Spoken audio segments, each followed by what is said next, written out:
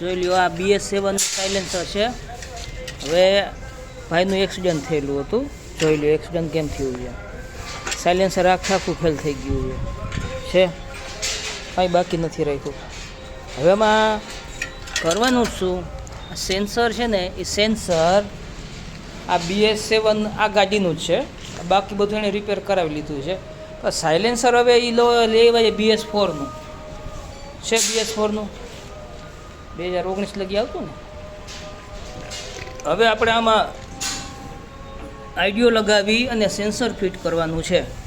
તો ચાલો સ્ટાર્ટ કરી દઈએ. જો લ્યો આ સાયલેન્સ આપણે ખોલી નાખ્યું છે. આ જોવું છે કોઈ હડફેટિયા કારીગરે આ કરેલું છે. આ બધું જોવો એટલે ધ્યાનમાં આવે કે આવા સામાન્ય કામ માટે માણસો રાજકોટથી આપણા આગળ શા માટે આવે છે.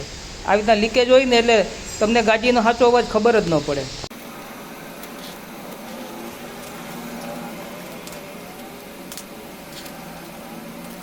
જોઈ લો મિત્રો, આપણે BS7નું આ સેન્સર જે લાગે એ આમાં આપણે ટ્રાન્સફર કરી દીધું છે.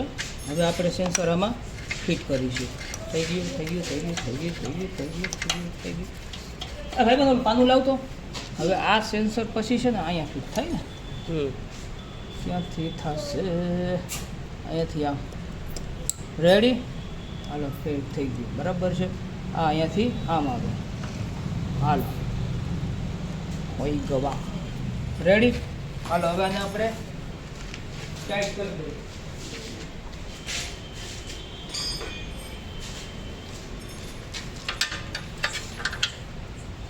હા થઈ ગયું કમ્પ્લીટ ફિટિંગ.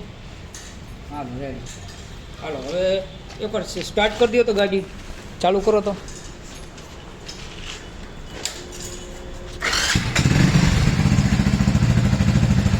છે કમ્પ્લીટ. જોઈ લ્યો થઈ ગયું ને રેડી.